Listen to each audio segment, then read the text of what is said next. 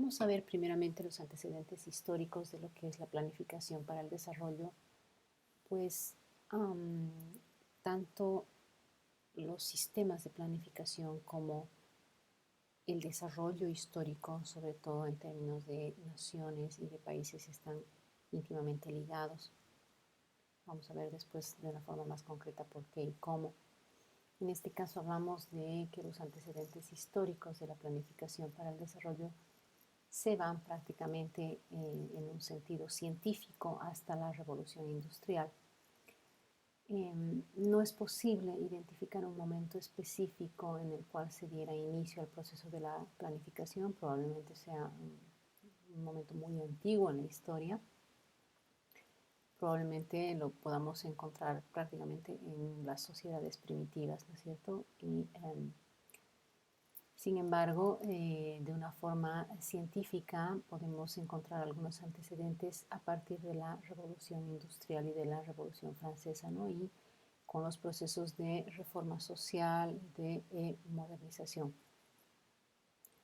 Y en tanto, una intervención deliberada del proceso socioeconómico que estuviera basada en lo que denominamos hoy en día el conocimiento científico y racional, es posible, podemos encontrar antecedentes en estos dos momentos y en las consiguientes reformas sociales de las que habíamos hablado el día de ayer.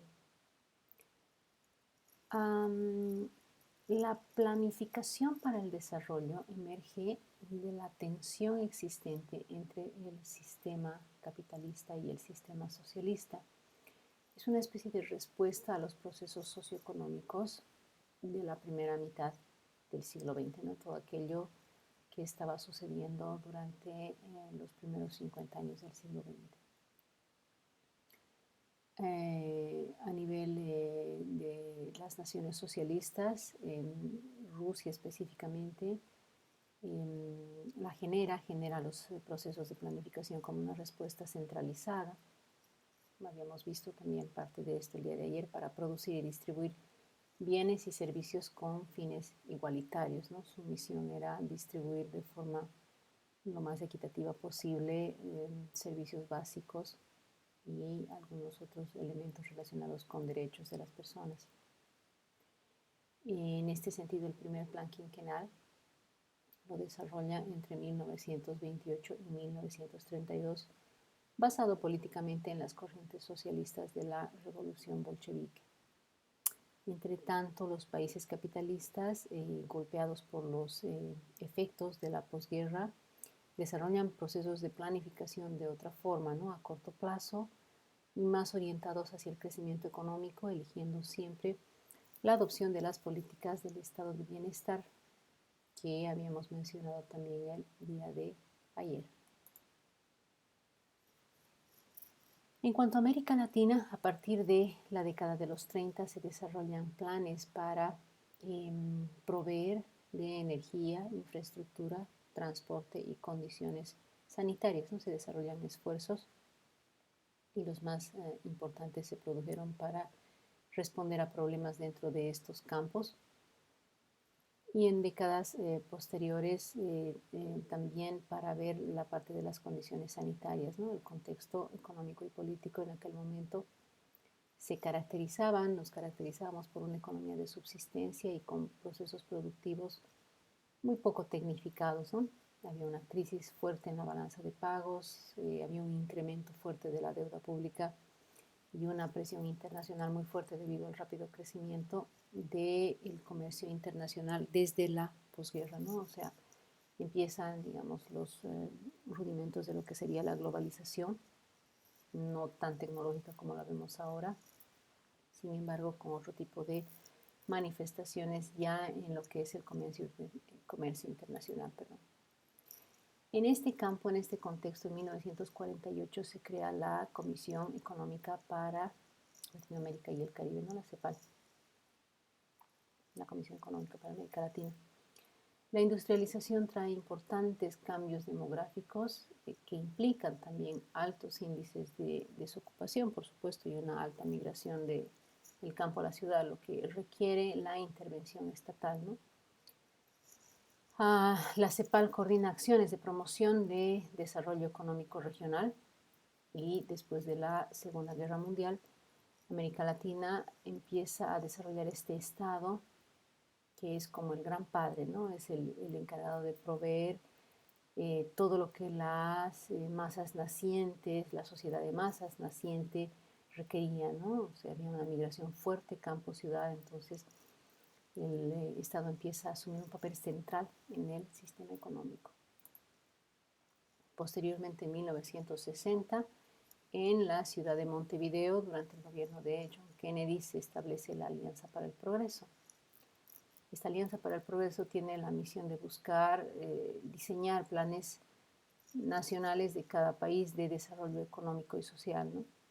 Entonces, todos los países que firman en este momento se comprometen a consolidar estas estructuras nacionales de planeación, justamente con este método de planificación normativa, a realizar, a desarrollar reformas agrarias y de impuestos,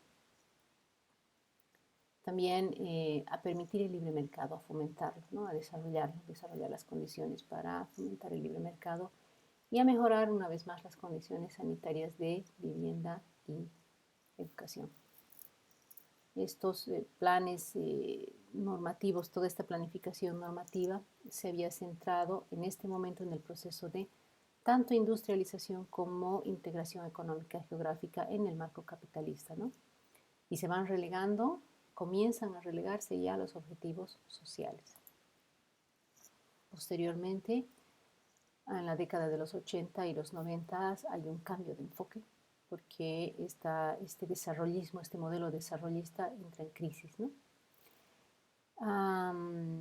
Con la crisis se definen las políticas de estabilización macroeconómica, hay un reajuste, ¿no es cierto?, de las políticas económicas, una reorganización de la economía en torno a lo que llamamos el consenso de Washington y la globalización, ¿no? Y por lo tanto se define la necesidad de aplicar políticas económicas para maximizar el crecimiento económico, flexibilizar la transnacionalización de los servicios, es decir, posibilitar la transnacionalización de los servicios y desarrollar una flexibilidad laboral, que es lo que también hemos visto en la historia boliviana durante la década de los 80, ¿no es cierto?, con Víctor Paz Estenssoro. Hay una reducción del estado de bienestar, este estado paternalista empieza a retraerse, empieza a retroceder y vienen las políticas famosas de ajuste estructural, ¿no es cierto?, con el FMI y el Banco Mundial.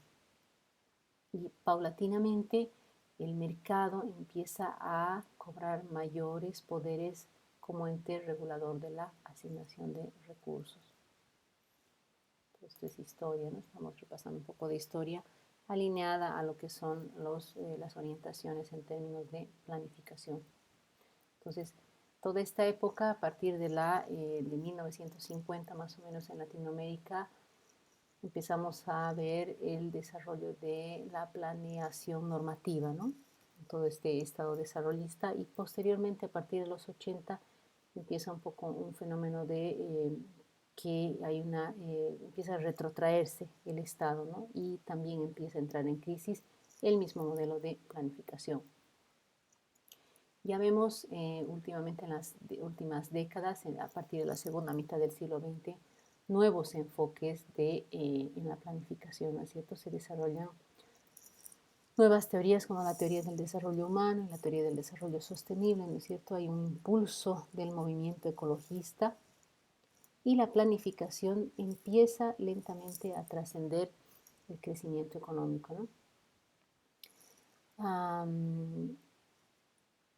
Ya se entiende un poco más el desarrollo como un proceso que involucra cierta justicia de carácter distributivo, ¿no?, que también entra en el tema de la propiedad de los recursos y también influye en la libertad y en la autonomía de los pueblos, ¿no?, y la realización de las capacidades humanas, así como la protección del ambiente social y cultural. La ONU empieza a insistir en los objetivos de desarrollo del milenio y las ONGs también con políticas de investigación e innovación. Entonces, en todo este marco, es que entramos con el enfoque normativo, ¿no? En la primera parte de lo que habíamos visto, ¿no? ¿Cuáles son las características? El enfoque normativo nace más o menos a mediados del siglo XX, un poco antes. Tiene un auge bastante efímero porque realmente al final son un par de décadas más que se trabaja con este enfoque de planificación. En el marco de la educación hay una expansión cuantitativa de los servicios, es decir, esta planificación normativa se dirige básicamente a la expansión cuantitativa de los servicios, no incide en la calidad, no busca mejorar la calidad, ¿no?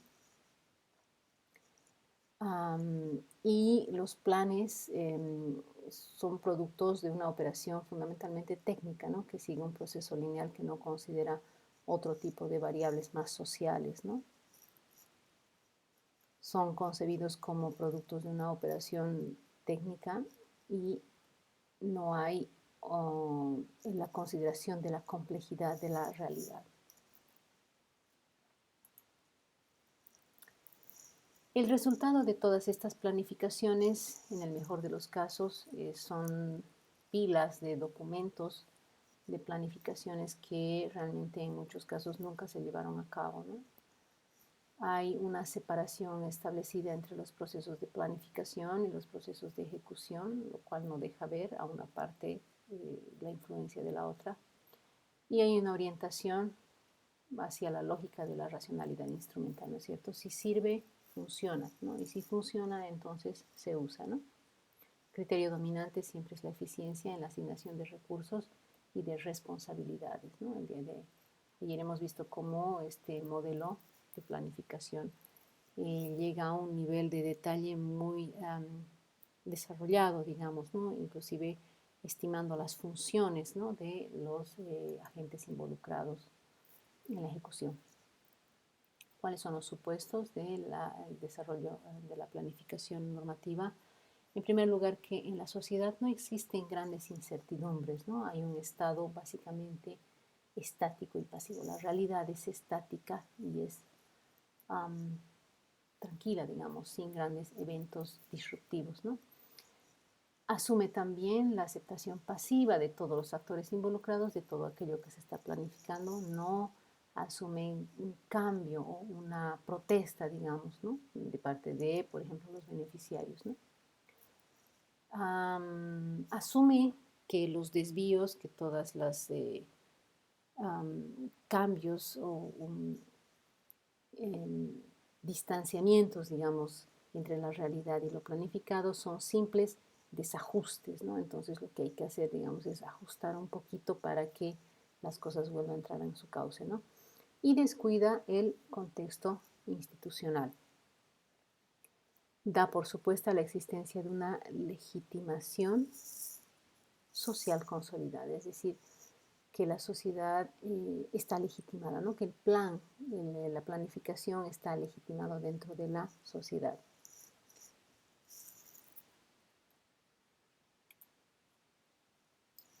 ¿Qué condiciones requiere el desarrollo de este tipo de planificación? La creación de objetivos precisos, ¿no? Que es bastante difícil de desarrollar, de llevar adelante, ¿no? Objetivos casi inmutables, ¿no? La comprensión de los problemas y de la población destinataria, ¿no? Una población destinataria que se concibe como agentes pasivos que van a recibir y recibir y recibir todo lo que se les quiera dar sin tener ningún tipo de reacción ni negativa ni positiva, ¿no es cierto? Simplemente están allí pintados, digamos, ¿no? En el cuadro. Una previsión sobre el curso de los acontecimientos que es un poco utópica, ¿no? Que demanda un conocimiento irreal de las condiciones en el futuro y una evaluación y una selección de alternativas basada en criterios explícitos, ¿no? La previsión del curso de los acontecimientos dejaría fuera la posibilidad de cambios durante las fases de la ejecución o de la evaluación, ¿no? No se consideran la toma de decisiones guiada por ejemplo, otros criterios que no sean racionales. Otras condiciones serían la explicitación detallada de actividades y tareas a desarrollar, hasta, hasta la exageración, digamos, ¿no? Y la precisa estimación de los recursos demandados, ¿no es cierto? Algo que es bastante irreal en cualquier proyecto porque siempre existen modificaciones en función a las condiciones cambiantes, ¿no? ¿Cuál sería la crítica que se le desarrolla a este tipo de planificación, que básicamente sería una mera técnica de proyecciones económicas que habría sido utilizada en la planificación del desarrollo económico y social, ¿no? Una planificación determinista que desconoce los actores del proceso social, así como fenómenos de carácter político que suceden en la sociedad. A nivel metodológico, acoge los desarrollos de la estadística y la econometría positivista de los años 60, ¿no? Aquella econometría positivista que plantea que todo se puede conocer, que todo se puede medir, ¿no? Su fundamento es que existen relaciones de causalidad simple entre algunos actores, así como entre las intervenciones y los resultados esperados, ¿no? En el plano operativo también se establece la planificación normativa como un proceso que se preocupa más por armonizar la cantidad y la disponibilidad de recursos y la opción técnicamente adecuada que permita maximizar los resultados y minimizar los recursos, ¿no? Bien, entonces ese sería el enfoque normativo para la planificación. Posteriormente entramos al enfoque estratégico, que es el que viene ya con la nueva ola, ¿no? Con la nueva onda a partir de la crisis en la que entra todo el Estado desarrollista y su arma, digamos, planificadora, ¿no? ¿Cuáles serían los factores que se desarrollaron en la sociedad para este cambio de modelo? En primer lugar, que la sociedad empieza a cambiar, ¿no? De ser una sociedad muy conservadora, digamos, comienzan ya algunos factores de inseguridad y de incertidumbre en las ciudades, ¿no? Comienzan a haber algunos acontecimientos que van complejizando un poco más la sociedad de a poco. La globalización, el desarrollo de la tecnología han permitido acelerar las comunicaciones y el transporte, y todo esto sumado ha ocasionado esta creciente complejización, que además a la cual se suma un incremento en la velocidad de la información y de las comunicaciones tecnológicas, que ha hecho que se desarrollen bastante rápido los movimientos ecologistas y también que empiecen a surgir movimientos en pro de los derechos humanos en colectividades y comunidades ubicadas al otro lado del mundo, ¿no? Ello tiene implicaciones muy claras en los procesos de planificación a medida que se va ampliando la globalización y ya no existen esas grandes precisiones a mediano o largo plazo que antes sí se podían hacer, y no es posible ya elaborar documentación de planificación con pretensión de permanencia, ¿no? Entonces, hay también una frustración en la educación. La educación no ha podido conseguir elevar ni la calidad de sus servicios, ni los números relacionados con egresos, con matrículas, ¿no es cierto? Sí ha podido, sí hay un incremento en los niveles de deserción o de bajas, digamos, ¿no? Entonces, y la tecnología que empieza a irrumpir en la sociedad, que era la esperanza de muchos sectores, resulta que ocasiona también frustración porque da paso a lo que se llama ahora la brecha digital, ¿no? Entonces, realmente no da la talla, digamos, ¿no?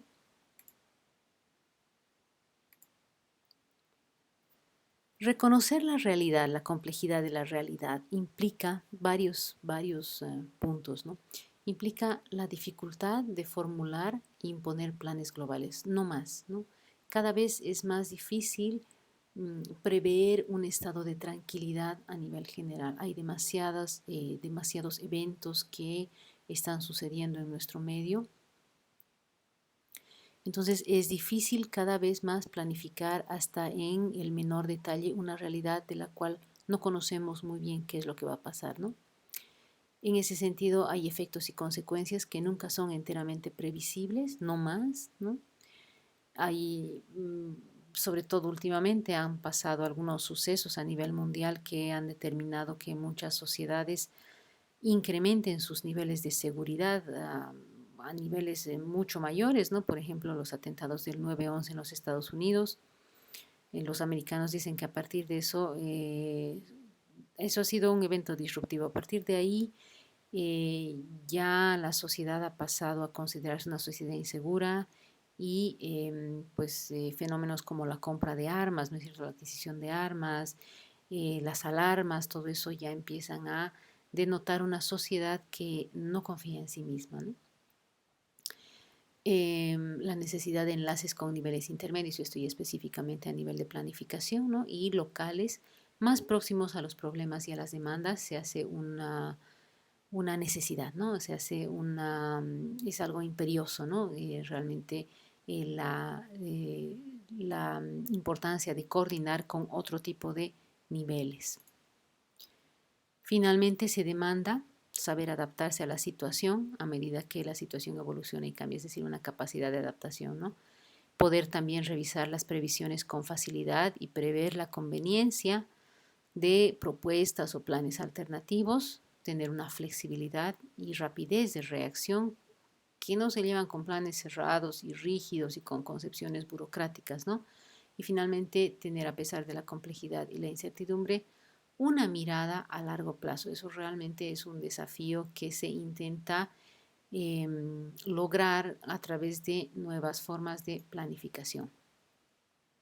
¿Cuál sería el concepto de la planificación estratégica? Según Bryson, 2004, es un esfuerzo deliberado y sistemático para producir decisiones y acciones fundamentales que dan forma y guían qué es una organización, qué hace y por qué, ¿no? Entonces, ya esa pretensión de totalidad que tenía la planificación normativa desaparece y viene el reconocimiento de que no es más posible generalizar previsiones, ¿no? Y entonces ya vamos bajando el nivel y también de alguna forma va entrando el mercado como un ente regulador de la sociedad de una forma muy liberal, ¿no? Entonces aquí también vemos cómo el nivel baja y ya no hay esa pretensión tan generalizada de prever las situaciones futuras. Más que un sistema, un proceso preciso que debe seguirse en cada ocasión, la planificación estratégica se concibe como un conjunto de conceptos, procedimientos y herramientas, es decir, como no un fin en sí mismo, sino un método para alcanzar resultados deseables, en tanto que la planificación normativa se veía a sí misma como un fin. ¿Qué características tiene? Tiene dos dimensiones de viabilidad. Por un lado, está la viabilidad técnica o económica anclada en la racionalidad costo-beneficio, pero además la ganancia que tiene este enfoque es la eficacia política, es decir, este tipo de planificación incluye dentro de su metodología el relacionamiento a un nivel político, ¿no? Es decir, la capacidad de un conjunto de proyectos para poder cambiar la estructura de las fuerzas societales, ¿no? Es decir, encauzar la realidad hacia un rumbo específico a través de no solamente la variable técnica, sino también la variable social o la variable política. Finalmente, tenemos un tercer enfoque, un tercer modelo de planificación que es muy latinoamericano, que es el enfoque situacional, el cual ha nacido como una respuesta de las realidades de los países latinoamericanos, ¿no? Este enfoque, esta aproximación situacional es concebida por Carlos Matús, que es un economista chileno en la época de Allende. Él es el que desarrolla esta propuesta de planificación que enfatiza en la explicación situacional, en la cual cada actor describe y explica la realidad desde la posición que ocupa en una situación determinada, ¿no? Es decir, mientras que para el enfoque normativo y de alguna manera también para el enfoque estratégico, el diagnóstico, la fase de diagnóstico se basa en la información proveniente de una investigación empírica. En cambio, en el enfoque propuesto por Matus se hace un énfasis en la explicación situacional, en esta explicación situacional según la cual cada actor o cada grupo de actores involucrados es capaz de describir y explicar la realidad desde su propia posición, desde dónde está. Entonces, en consecuencia, no existe una sola lectura de la realidad, sino múltiples lecturas. Es un enfoque bastante alternativo. Para este enfoque, la realidad es turbulenta y conflictiva y es resultado de la existencia de tensiones que no han sido resueltas y posiciones encontradas entre los distintos actores. Es una lucha de intereses contrapuestos todo el tiempo que hay que tomar en cuenta en los procesos. Se requiere para ello un entrenamiento en el cálculo interactivo y en la estrategia política. Es un modelo bastante político que no concibe ninguna diferencia entre la planificación y la acción. El concepto se conceptúa como un proceso social destinado a diseñar un conjunto articulado de acciones que no son rutinarias de un actor social, con la posibilidad de intervenir sobre la realidad en cualquier momento para que, dadas ciertas limitaciones y en presencia de oponentes, el sistema pueda cambiar de una situación A hacia una situación B, que es la situación objetivo, ¿no? Acorde o en concordancia, a un proyecto nacional de el grupo político que, bueno, en ese momento sustenta el poder. ¿Cuál sería finalmente su metodología? Su metodología es denominada la planificación estratégica situacional y se caracteriza por 4 momentos. El momento explicativo, que tiene como propósito explicar la realidad de lo que ellos denominan el juego social mediante un análisis situacional, ¿no? Que, bueno, comienza por la enumeración, la selección de problemas, el análisis del macroproblema, la identificación de cuáles son los actores relevantes y termina con una explicación sistémica de cada problema mediante una técnica específica, ¿no? Que es la técnica del flujograma situacional. Luego viene el momento normativo, que está dirigido a desarrollar propuestas de acción en un contexto de incertidumbre y sorpresas. Aquí es donde se fundamenta esta gran apuesta de este tipo de planificación, ¿no? Por desarrollar y encontrarse con nudos críticos o subproblemas, ¿no? Después viene el momento estratégico, que está dirigido a formular propuestas estratégicas para tratar las operaciones como un proceso de producción política, en parte cooperativo y en parte conflictivo, ¿no? Y finalmente un momento táctico operacional destinado a crear un proceso continuo, sin rupturas, entre los 3 momentos anteriores y esa acción diaria, ¿no? Esa acción cotidiana, ¿no?